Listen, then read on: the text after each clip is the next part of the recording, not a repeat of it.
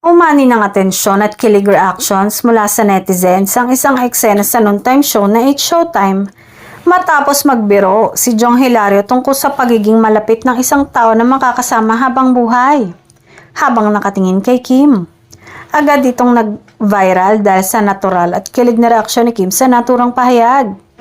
Sa nasabing eksena, makikitang napangiti at bahagyang kinilig si Kim sabay nag-sign of the cross na tila pabirong pag-iwas sa usapan pero may lalimang mensahe.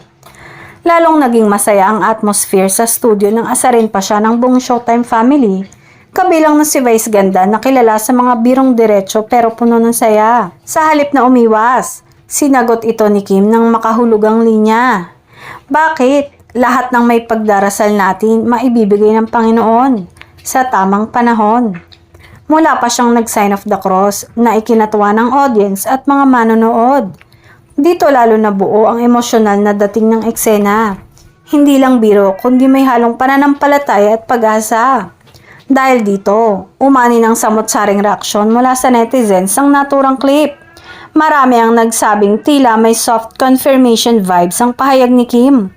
Hindi man diretsahang pag-amin pero ramdam ang sincerity at lalim ng kanyang sinabi pagdating sa usaping pag-ibig at tamang panahon. May mga netizen ding nagpahayag na mas nagiging misteryoso ngunit makahulugan ang mga galaw at pahayag ni Kim sa mga ganitong pagkakataon. Dahilan para patuloy na umusbong ang espekulasyon tungkol sa kanyang personal na buhay at tunay na estado ng kanyang puso.